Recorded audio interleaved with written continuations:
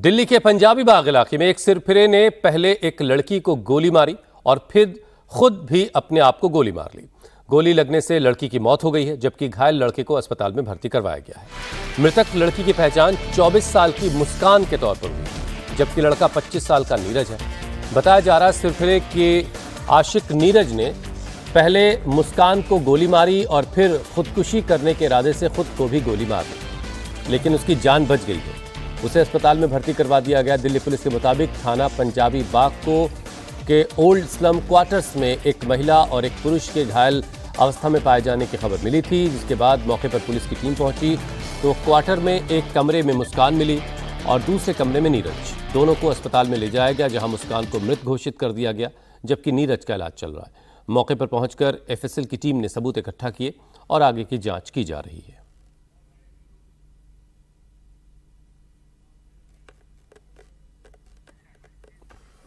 दिल्ली के लाल किला ब्लास्ट के बाद सुरक्षा एजेंसियां हाई अलर्ट पर हैं। यूपी, दिल्ली, हरियाणा और जम्मू कश्मीर में सुरक्षा एजेंसियों के रडार पर संदिग्ध हैं। शनिवार को सुरक्षा बलों ने एक बड़ी आतंकी साजिश को नाकाम किया। सुरक्षा बलों ने राजौरी जिले के थाना मंडी इलाके के बंगाई के जंगल से 3 किलो आईईडी बरामद किया। आतंकियों ने इसे जंगल में छिपा कर रखा था, जिसके बाद सुरक्षा बलों ने टेक्निकल टीम की मदद से आईईडी को डिफ्यूज कर दिया। अगर इस आईईडी में विस्फोट हो गया होता तो दिल्ली या फिर नौगाम जैसा कोई नुकसान हो सकता था।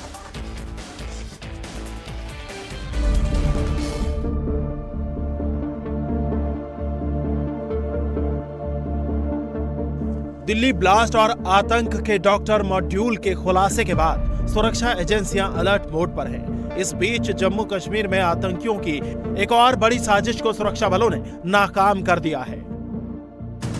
सुरक्षा बलों ने राजौरी जिले के थाना मंडी इलाके के बंगाई के जंगल से 3 किलो आईईडी बरामद किया है। आतंकियों ने इसे जंगल में छिपा कर रखा था, जिसके बाद सुरक्षा बलों ने टेक्निकल टीम की मदद से आईईडी को डिफ्यूज किया। अगर इस आईईडी में भी विस्फोट हो गया होता तो दिल्ली या फिर नौगाम जैसा नुकसान हो सकता था। राजौरी में ये बरामदगी ऐसे समय में हुई जब एक दिन पहले ही श्रीनगर के नौगाम पुलिस स्टेशन में हुए भीषण विस्फोट में 9 लोगों की जान चली गई और 32 लोग घायल हो गए। जंगलों में छिपाए गए ऐसे कई मॉड्यूल को पुलिस कड़ी चौकसी के साथ खोज कर रही है। पूरे जम्मू कश्मीर में सुरक्षा व्यवस्था हाई अलर्ट पर है। सिक्योरिटी फोर्सेस के जवान हर आने जाने वाली गाड़ियों की चेकिंग कर रहे हैं। संदिग्धों से पूछताछ की जा रही है। वहीं शुक्रवार को नौगाम के थाने में हुआ धमाका दिल्ली में लाल किले के पास हुए धमाके से भी जोरदार था। इसकी आवाज श्रीनगर से लेकर बड़गाम तक सुनाई दी। शॉक वेव से 300 से 400 मीटर दूर तक घरों को नुकसान हुआ। बहुत बड़ा धमाका हुआ है। सहम गए लोग। पहले तो कुछ समझ में नहीं आया, तो बाद में जब हम रोने की आवाज़ें आई औरतों की, तो हमें पता चला कि कुछ डैमेज हुआ है सिविल में। तो उस वक्त बाहर निकले सारे, फिर औरतें निकली, मर्द निकले सारे, तो देखा कि आग लगी हुई है और फिर वहाँ पर जो है डैमेज हुए हैं, मरे हैं। हमारे पड़ोस में एक दर्जी था, वो उनका वो कुछ बना रहा था, टेलर मोहम्मद शफी, वो भी मरा है। वहीं नौगाम धमाके में मारे गए लोगों के शवों को परिजनों को सौंप दिया गया है। इससे पहले उपराज्यपाल मनोज सिन्हा ने धमाके में मारे गए लोगों को श्रद्धांजलि दी। नौगाम धमाके में एक टेलर मोहम्मद शफी की भी मौत हुई है, जो थाने में सैंपल के कवर की सिलाई करने के लिए पहुंचा था। शनिवार को श्रीनगर में उसका अंतिम संस्कार किया गया। इस दौरान परिजनों ने जमकर नारेबाजी की।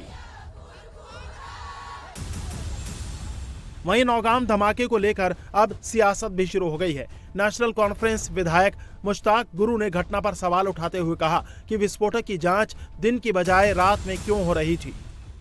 प्रोब तो होनी चाहिए, प्रोब इसकी होनी चाहिए पहले। अगर ये जो मटेरियल उन्होंने वहाँ से रिकवर किया, इसको रेजिडेंशियल एरिया में क्यों डंप किया गया, इसी पुलिस स्टेशन में क्यों डंप किया गया? चूक तो है ये, इसको कहीं आइसोलेशन में रख के करना था और दिन के उजाले में इसकी सैंपलिंग होनी चाहिए थी।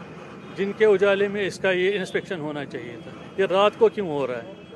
ये रात का काम तो है नहीं, ये दिन का काम है। रात में चूक हो सकती है, अंधेरे में चूक हो सकती है, और इतना ज़ीरो टेम्परेचर होके इसमें तो चूक हो सकती है। और इसमें बाज़ाब्ता टीम्स होनी चाहिए थी बाकी एजेंसीज। इसमें एक मैजिस्ट्रेट है यहाँ का, और कुछ पुलिस वाले हैं या FSL के, इनको बाहर से भी टीम्स होनी चाहिए थी। ये दिन के उजाले में होने चाहिए थे ये काम, ये रात के उजाले, रात के इस अंधेरे में काम नहीं होते हैं ये वाले।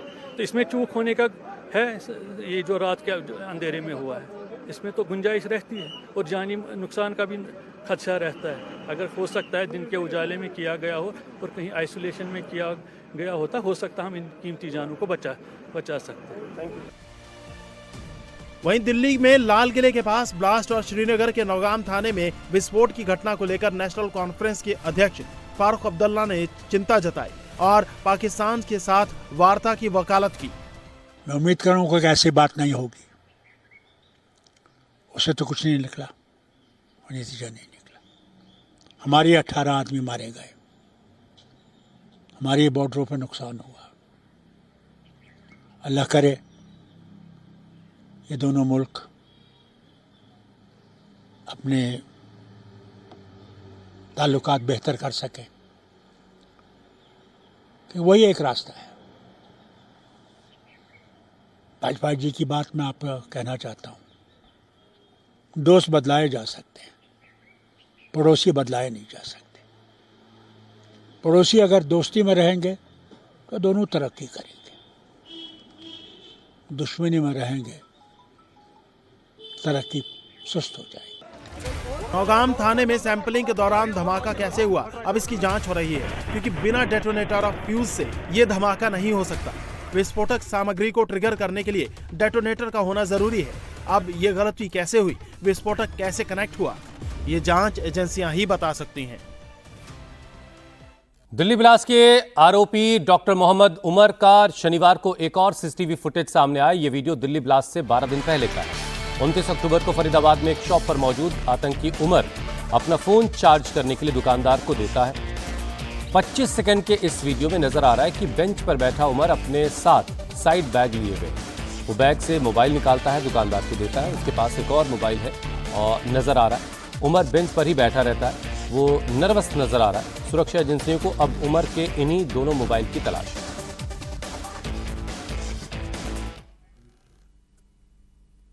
दिल्ली में लाल किले के सामने कार में ब्लास्ट करने वाले आतंकी उमर के बारे में एक एक करके कई बड़ी बातें सामने आ रही हैं। टेरर ग्रुप के तार एक तरफ अल-फलाह यूनिवर्सिटी से जुड़ रहे हैं, वहीं इसकी जड़ें नूह में भी जमी हैं।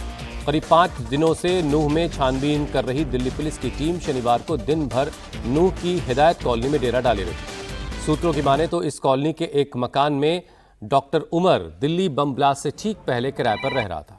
जांच में पता चला कि उमर ने ब्लास्ट से करीब 10 दिन पहले नूह की हिदायत कॉलोनी में एक कमरा किराए पर लिया था। ये कमरा दिल्ली अलवर रोड पर एक महिला का मकान है। पुलिस सूत्रों के मुताबिक 10 नवंबर के दिन भी उमर किराए के मकान से ही अपनी i20 कार लेकर निकला, जिसमें विस्फोटक था। ये घर यूनिवर्सिटी के इलेक्ट्रीशियन शोएब की साली का बताया जा रहा है। शोएब पहले से ही पुलिस की हिरासत में है, उसने ही उमर को ये कमरा किराए पर दिलवाया था।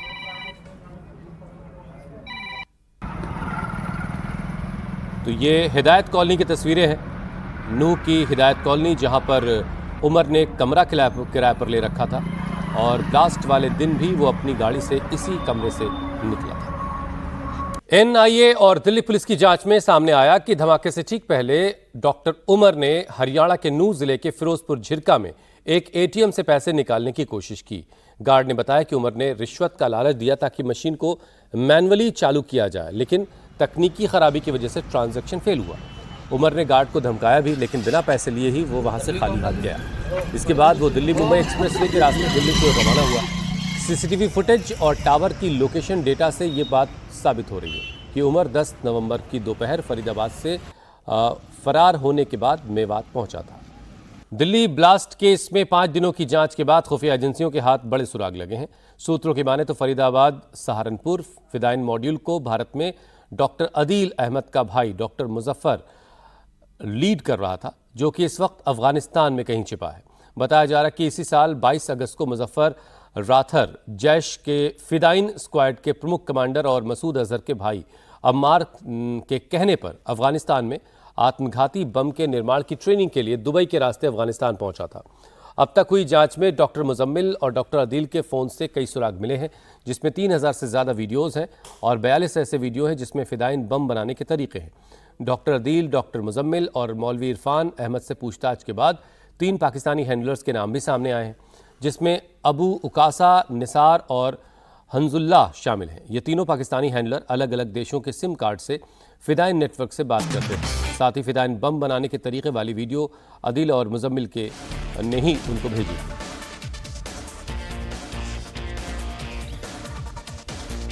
तो दिल्ली ब्लास्ट केस में 5 दिनों की जांच के बाद एजेंसियों को कई जानकारियां अब तक हाथ आई हैं।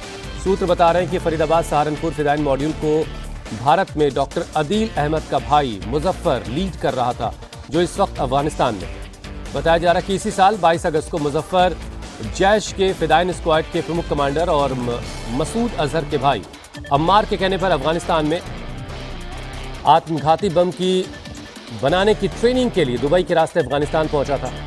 अब तक हुई जांच से पता चल रहा है कि डॉक्टर मुजम्मिल और डॉक्टर अदील के फ़ोन से कई बातें सामने आ रही हैं। 3000 से ज़्यादा वीडियोस पाए गए, 42 ऐसे वीडियोस मिले जिसमें बम बनाने के तरीके हैं।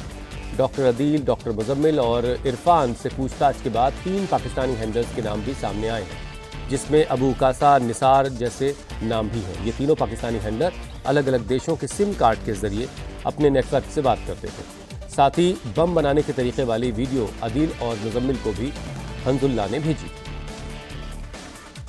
दिल्ली ब्लास्ट के मामले में अल फलाह यूनिवर्सिटी पर भी शिकंजा कसता जा रहा है। शनिवार को दिल्ली पुलिस की क्राइम ब्रांच ने यूनिवर्सिटी के खिलाफ 2 एफआईआर दर्ज की है। पहली एफआईआर धोखाधड़ी यानी चीटिंग की मामले की है, जबकि दूसरी फॉर्जरी की धाराओं के तहत है। दिल्ली पुलिस की दिल्ली ब्लास्ट की साजिश के पीछे और कौन कौन हैं, जांच एजेंसियां ये पता लगाने में लगी हुई हैं। शनिवार को दिल्ली पुलिस की क्राइम ब्रांच की टीम अल फलाह यूनिवर्सिटी के ओखला ऑफिस पहुंची। टीम ने यहां मौजूद यूनिवर्सिटी के कर्मचारियों से पूछताछ की। बम धमाके की साजिश के मामले में अब तक 8 लोगों को गिरफ्तार किया गया है और 30 से ज़्यादा लोग हिरासत में। गिरफ्तार किए गए लोगों में 3 डॉक्टर हैं, जिनके नाम शाहीन, मुजम्मिल और डॉक्टर आदिल है। वहीं डॉक्टर उमर उस कार में मारा जा चुका है जिसमें लाल किले के पास ब्लास्ट हुआ था।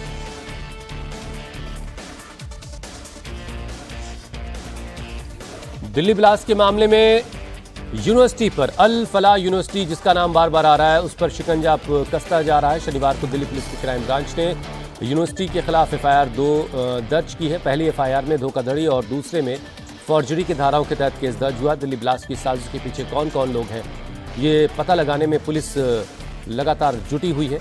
शनिवार को दिल्ली पुलिस की क्राइम ब्रांच की टीम अल फलाह यूनिवर्सिटी का जो ओखला का ऑफिस है वहां पहुंची और यहां मौजूद यूनिवर्सिटी के कर्मचारियों से पूछताछ की गई। बम धमाके की साजिश के मामले में अब तक 8 लोग गिरफ्तार हो चुके हैं। 10 नवंबर की शाम लाल किले के पास हुए आतंकी हमले से पूरा इलाका दहल गया था। धमाके के बाद पूरे इलाके में धुएं का गुबार छा गया। हर तरफ अफरा तफरी थी। किसी को समझ में नहीं आ रहा था कि आखिर क्या हो गया है। लोग बदहवास होकर इधर उधर भाग रहे थे। लेकिन धमाके के तुरंत बाद दिल्ली पुलिस के 2 जवान मौके पर देवदूत बनकर पहुंचे। घायलों को तुरंत अस्पताल पहुंचाया। हेड कांस्टेबल थान सिंह और अजय कुमार ने अपनी जान जोखिम में डालकर 15 से 20 घायलों को अस्पताल पहुंचाया। इंडिया टीवी संवाददाता भास्कर मिश्रा ने दिल्ली पुलिस के इन जाबाज जवानों से खास बातचीत की। लाल किला मेट्रो स्टेशन के गेट नंबर 1 के पास में जो ब्लास्ट हुआ था, उसके सबसे पास में है ये दिल्ली पुलिस की चौकी, और इस पे इम्पैक्ट इतना ज़्यादा था कि सब कुछ टूट गया था। अब रिपेयर करने का काम चल रहा है इसका। लेकिन यही वरदान साबित हुआ। इस चौकी में जो दिल्ली पुलिस के लोग थे, वो लोग तुरंत स्पॉट पे पहुंचे और आज जो दर्जनों लोग बचे हैं वो इनकी मेहनत से बचे हैं और इन लोगों ने अपनी जान जोखिम में डाली और एक एक घायल लोगों को हॉस्पिटल पहुंचवाया। आप अंदाज़ा लगाइए कितनी जल्दी ये लोग स्पॉट पे पहुंच गए थे कि ब्लास्ट के 12 मिनट बाद जो मरीज़ था, पहला मरीज, वो हॉस्पिटल पहुंच गया था। और यही वजह है कि इस ब्लास्ट के बाद बहुत लोगों की जान बच पाई। हमारे साथ हेड कांस्टेबल थान सिंह हैं और हेड कांस्टेबल अजय कुमार हैं। इन लोगों से बात करेंगे। ये लोग सबसे पहले रेस्पोंडेंट हैं, सबसे पहले व्यक्ति वो हैं जो स्पॉट पे पहुंचे थे और घायलों की मदद की थी।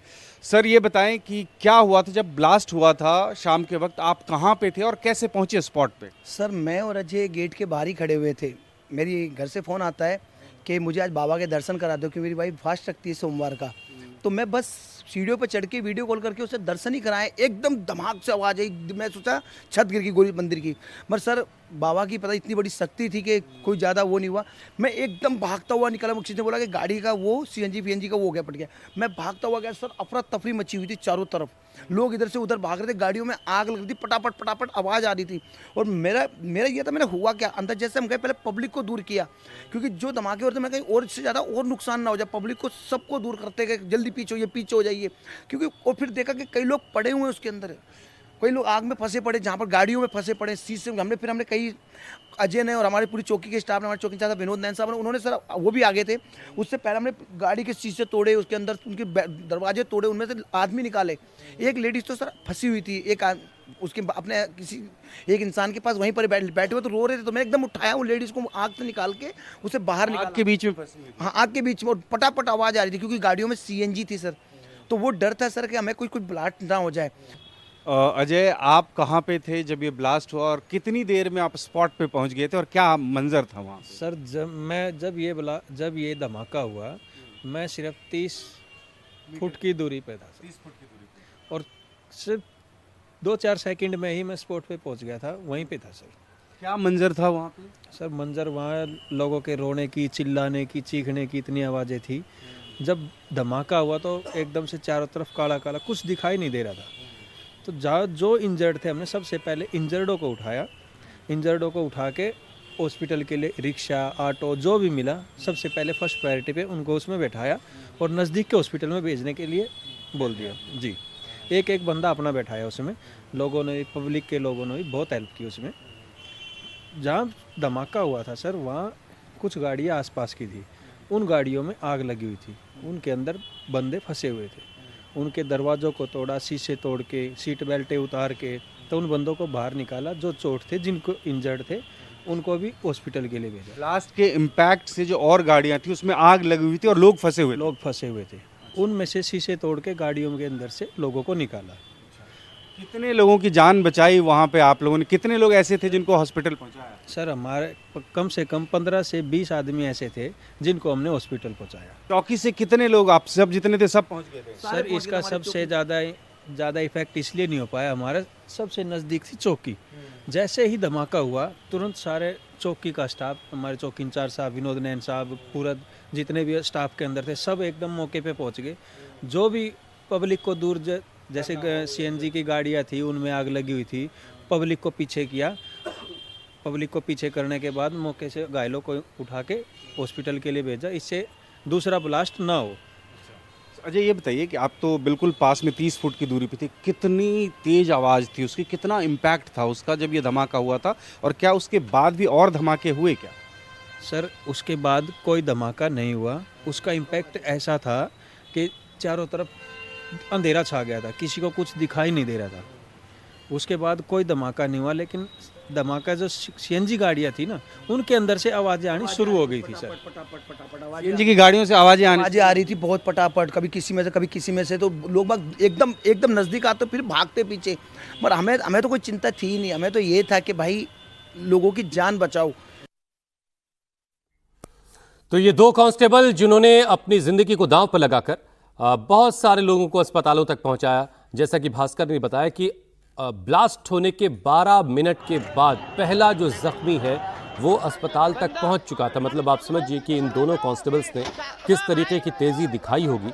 और ऐसे वक्त में जब हर तरफ अफरा तफरी का मंजर रहा होगा, जब हर तरफ चीख पुकार रही होगी, और ये नहीं पता था कि कहाँ कैसा धमाका और हो सकता है, क्योंकि तमाम सीएनजी गाड़ियाँ ट्रैक पर, रोड पर उस वक्त वहाँ रही होंगी।